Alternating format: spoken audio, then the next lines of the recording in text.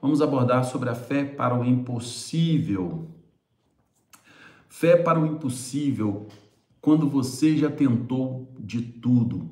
Me diz aí, você já tentou de tudo na sua vida? É claro que muitas vezes nós passamos por situações complicadas, situações difíceis, aonde nos levam a tentar várias coisas, tentando sair daquelas situações que nos envolvemos, não é verdade?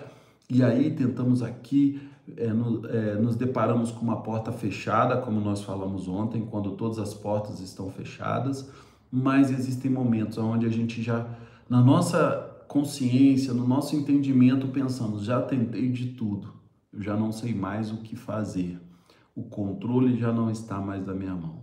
O que fazer diante disso? Eu gostaria de compartilhar um texto da Palavra de Deus com você, para então, através desse texto, nortear a nossa conversa desta manhã. O texto se encontra em Marcos, capítulo 9.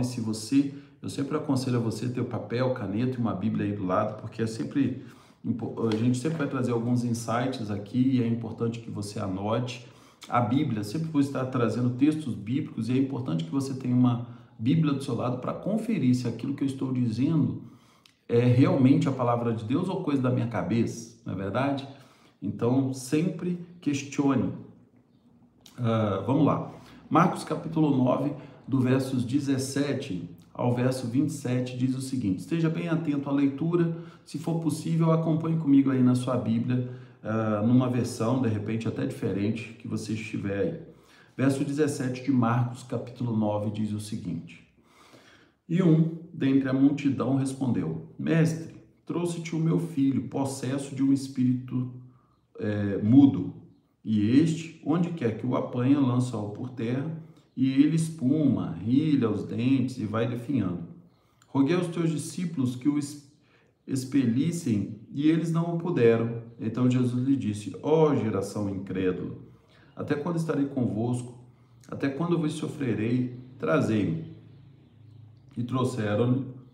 Quando ele viu a Jesus, o espírito imediatamente agitou com a violência, e caindo ele por terra, revolvia-se espumando.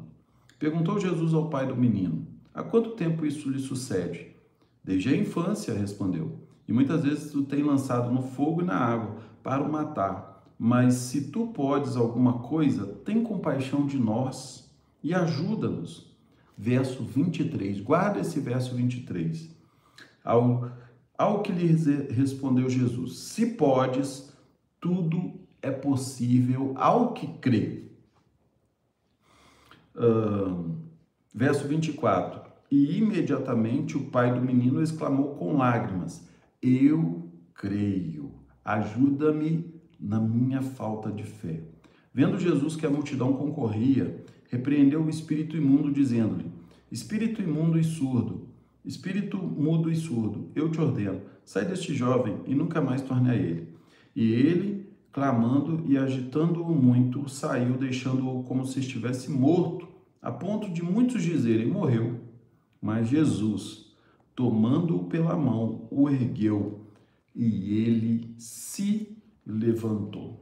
Gente, esse texto é muito lindo porque ele fala de uma situação envolvendo ali o povo de Israel, envolvendo o contexto onde Jesus vem trabalhando um novo caminho, que ele é o próprio caminho, que ele é o Rei da Glória, que ele é o Messias esperado pelo povo judeu, mas mesmo assim, o povo judeu não vem crendo nas palavras de Jesus e ele se depara com essa situação de um jovem completamente endemoniado, cheio de demônios. Eu não quero aqui entrar no mérito dessa questão, porque eu não sei até onde vai a sua fé, qual é a sua crença em relação a isso, mas eu não quero entrar em discussão sobre a situação do menino, mas independente de qual era a situação dele, era uma situação gravíssima, assim como muitos de nós já passamos. Não, é claro, aquilo que esse menino tem passado, mas aquilo que muitas vezes nós passamos,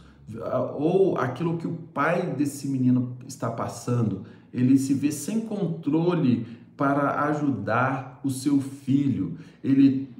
Diz o texto que ele já havia tentado de tudo, já foi por todos os lugares, provavelmente orou muitas vezes, mas nada mudou. E quantas vezes isso acontece com a gente? A gente já orou, já leu a Bíblia, foi em algum amigo que orasse por nós. A gente tenta de tudo quando estamos desesperados, mas o problema sempre continua ali, roubando a nossa paz, roubando a nossa alegria, testando a nossa fé. Não é assim que acontece? Provavelmente você já deve ter passado por isso. E foi assim com o pai desse menino que o levou, esse filho endemoniado, até Jesus. Ele já havia tentado de tudo, tentou até buscar oração com os discípulos de Jesus. Não havia ninguém mais próximo a Jesus, nem a sua própria família, do que os discípulos de Jesus. Então ele leva o seu filho aos discípulos de Jesus, mas diz o texto que os discípulos de Jesus também não conseguiram resolver o problema. Mas aquele homem, ele não desistiu, aquele homem, ele foi direto à fonte, ele não ficou só nos discípulos de Jesus, ele foi ao professor dos discípulos de Jesus. Muitas vezes, quando tudo falha, há um lugar onde a sua fé ainda pode encontrar resposta, que é aos pés de Jesus. Muitas vezes você já deve ter tentado de tudo, você já deve ter buscado várias situações e nada funcionou. Mas eu te convido nesse tempo a colocar, a firmar a sua fé aos pés da cruz de Cristo, a entender que embora as coisas ainda não tenham acontecido, existe um Deus que está cuidando de você, existe um Deus que está no controle de tudo. E mesmo que você já tenha tentado de tudo, Deus está trabalhando. Algumas verdades nós precisamos compreender a partir desse texto que serve de crescimento para as nossas vidas aqui. Primeiro, é que a honestidade da fé imperfeita. O pai do menino, quando ele é perguntado por Jesus, no verso 23, Jesus pergunta: se podes, tudo é possível àquele que crê. E aquele homem, ele traz uma resposta no verso 24, ele diz o seguinte: eu creio, Senhor, ajuda-me na minha incredulidade, ajuda-me na minha falta de fé. É uma resposta um pouco confusa, porque Jesus está perguntando, Jesus está dizendo, se você pode, tudo é possível àquele que tem fé. E aquele homem fala assim: eu creio, mas me ajuda na minha pouca fé. Aquele homem não está dizendo que ele não tem fé, mas ao fato de crer, ele já está dizendo, com a pouca fé que eu tenho, eu creio. Então aqui, Deus não rejeita o tamanho da sua fé, se ela é pequena. A grande questão aqui, quando Jesus fala também, ele compara a fé como um grão de mostarda, ele não está dizendo que o problema aqui é uma fé pequena. Ele está dizendo que a fé sempre será crescente. Então, o problema maior é quando você não tem fé para crer. Quando não se tem fé em nada, não acontece nada. Quantos entendem isso? E eu não estou sendo nem aqui espiritualizando a questão da fé. Independente daquilo que você crê, se você não crê, você não consegue alcançar nada. Se você não crê que amanhã, que daqui a pouco você vai sair de casa para ir para o seu trabalho, para fazer as atividades do lar ou para fazer qualquer outra coisa, se você não crê que você vai fazer isso, você não vai fazer. Você vai sentar na frente de uma televisão, de algo que te distrai, você vai pegar o seu celular na mão e passar muitas horas do seu dia perdendo tempo. Mas aqui nós estamos falando de um homem que tem pouca fé e que não é criticado pela sua pouca fé. Jesus, ele valoriza a honestidade e um desejo sincero. O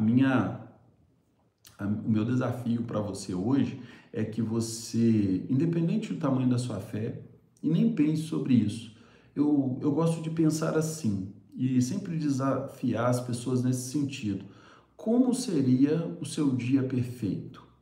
Como seria o seu dia, se você que está passando por uma enfermidade hoje, nós falamos sobre isso, como seria um dia para você percebendo que você está completamente curado? Como você se sentiria nesse dia?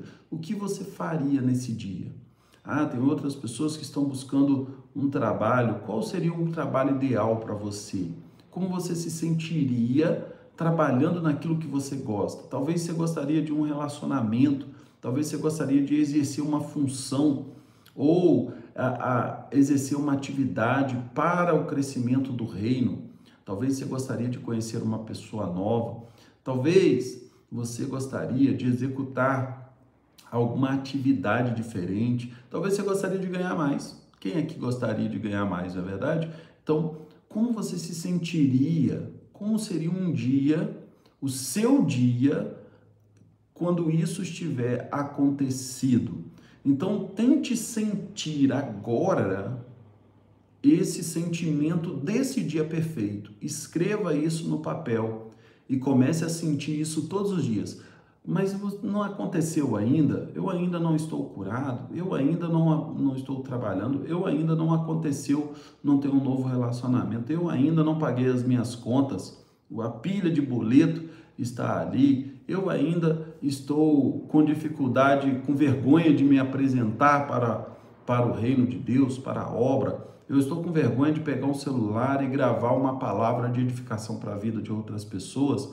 Talvez tudo isso ainda esteja acontecendo, mas você já está sentindo como se já estivesse vivenciando o dia perfeito. Isso se chama fé. O que é a fé? Hebreus capítulo 11, verso 1. A fé é o firme fundamento das coisas que se esperam e a prova das coisas que não se veem. Então sinta, porque o sentimento que gera ações, todas as ações que você tomou até aqui, tudo que você está vivenciando hoje, foi porque você sentiu isso, mesmo que inconscientemente. E quando você começa a sentir algo novo, repetidamente, esses sentimentos vão te levar a uma ação. Então, segunda coisa que nós precisamos refletir aqui é que tudo é possível ao que crê. Tudo, não algumas coisas, mas tudo é possível ao que crê. No verso 23, Jesus declara: se tu podes crer, tudo é possível ao que crê. E o impossível, ele não depende das suas forças, mas da sua disposição em confiar em quem pode tudo. Então, a grande questão não é se alguma coisa é impossível. A grande questão é, você confia num Deus que pode eliminar o impossível, ou que já eliminou o impossível na sua vida? Então, creia no Deus Todo-Poderoso, no nome de Jesus. Sabe, nós precisamos olhar para a nossa vida, e quando eu falei nos 10% de visitar o passado, é visitar o passado para trazer à memória aquilo que nos dá esperança. Essa palavra está lá no livro de Lamentações de Jeremias. Quero trazer à memória aquilo que me dá esperança. Lamentações capítulo 3. Sabe, nós precisamos vivenciar a esperança. Eu só tenho hoje. Eu não tive esperança ontem, nem vou ter amanhã. Eu tenho esperança hoje. Então eu visito o passado para entender que se Deus fez no passado, Ele é poderoso para continuar fazendo para sempre. Quantos aqui creem no Deus do impossível? Coloca aí, escreve aí, eu creio. E vamos para o terceiro ponto aqui. Nós precisamos crer que Jesus vai aonde os outros falharam. Diz o texto que, no verso 25 a 27, que aquele homem pega o seu filho e já buscou em todos os lugares, visitou médicos, levou até aos discípulos de Jesus, levou até os discípulos de Jesus, mas eles não conseguiram operar esse milagre, porque até para os discípulos isso seria impossível. E Jesus repreende os discípulos, e ele fala assim no verso 19, então Jesus lhe disse: ó geração incrédula, até quando estarei convosco? Até quando vós sofrereis tanto? Sabe, Jesus está repreendendo, por que vocês não têm fé? A fé é algo tão simples. E o impossível, queridos, ele existe até onde vai a sua fé. Porque para aqueles que têm fé, o impossível não existe. O impossível é o melhor lugar, é o canteiro de trabalho para aqueles que têm fé. Sabe, nós precisaríamos gostar do impossível, gostar de um problema, porque quando isso acontece é que nós temos que ter a certeza, Deus vai agir, Deus está trabalhando. Quando todos os recursos humanos se esgotam, Jesus ainda tem poder para transformar toda e qualquer situação. Já aconteceu situações na sua vida de impossíveis? Situações que você já buscou em todos os lados, já tentou resolver de várias formas e não conseguiu resolver, mas só foi através da oração, da busca da presença de Deus, com intimidade com Deus, que as coisas se resolveram. E o mais interessante aqui é que há um paradoxo. Ou seja, quanto mais nós queremos resolver o nosso problema, parece que o nosso problema persiste.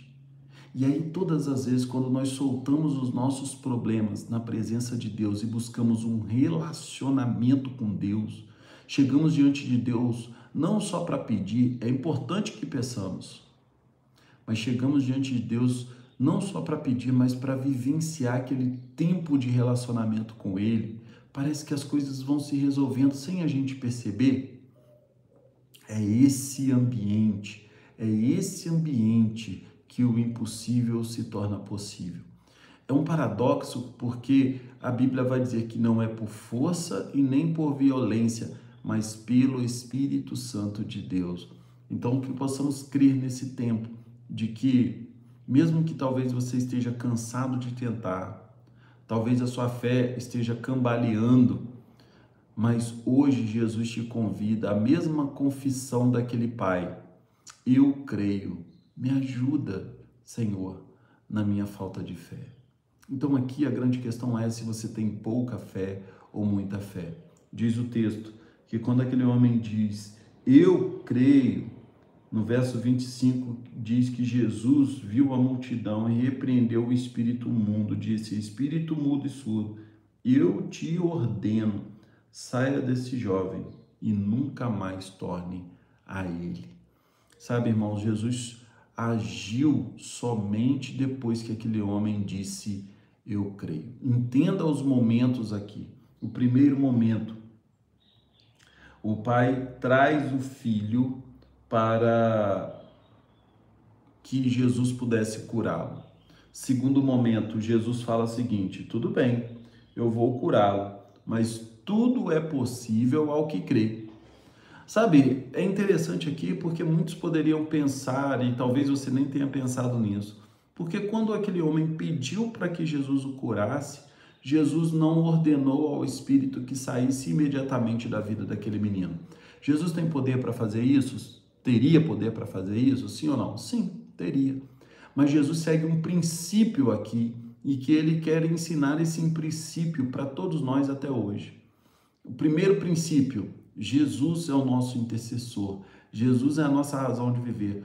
Tudo que nós temos que levar até Jesus. Jesus é aquele que intercede por nós junto ao Pai. É o nosso intercessor. Agora, uma outra questão. Depois desse filho ser apresentado a Jesus, Jesus fala para o Pai, se creres, tudo é possível ao que crê. E aquele homem então responde, eu creio. Ou seja, houve uma atitude daquele homem, houve uma resposta daquele homem a Jesus, dizendo, eu creio, mas a minha fé é pequena, me ajuda. Ele foi honesto, ele se entregou, ele foi transparente para Jesus, me ajuda, porque eu sozinho eu não consigo. E aí naquele mesmo momento, Jesus dá ordem ao espírito imundo para que aquele jovem fosse restaurado. E um terceiro momento aqui que me chama a atenção está no verso 26 e 27.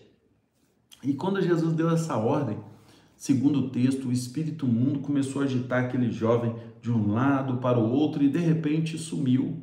E aquele jovem ficou caído no chão como se estivesse morto. Até aqui foi uma parte do milagre, entende? E naquele momento, aquele jovem estava como se fosse morto, porque Jesus havia retirado todos os espíritos imundos que estavam atormentando a vida daquele jovem, e ele ficou como se estivesse morto. O texto não disse que ele estava morto, as pessoas acreditavam que ele estava morto, mas diz o texto que Jesus estendeu a mão para aquele jovem, ergueu ele, e diz o texto no verso 27, confere aí na sua Bíblia, Jesus tomando pela mão, o ergueu, e diz o texto que ele se levantou, que o jovem se levantou.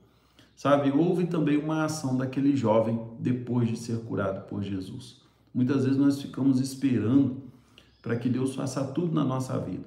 Mas eu quero dizer uma coisa, Deus tem poder para fazer tudo, mas Ele não vai fazer tudo na nossa vida, porque Ele sabe e nos capacitou para isso, para que aquilo que nós podemos fazer, nós precisamos fazer. Então, a fé é uma ação nossa em resposta ao Deus do impossível. O milagre é uma ação conjunta do Deus do impossível com aquele que crê. Que essas palavras tenham ficado guardado no seu coração, venha a trazer e fazer diferença sobre a sua vida para crer no Deus do impossível. Que mesmo que você já tenha tentado de tudo, mesmo que a sua fé seja pequena, Deus ainda pode trabalhar num coração quebrantado, num coração que crê. E eu creio que Deus está trabalhando e que Deus vai continuar fazendo uma grande obra na sua vida. Que Deus te abençoe poderosamente e que essas palavras fiquem guardadas no seu coração. Amados, vamos orar. Eu gostaria de orar por você, orar para que a sua fé seja fortalecida em nome de Jesus e que nessa oração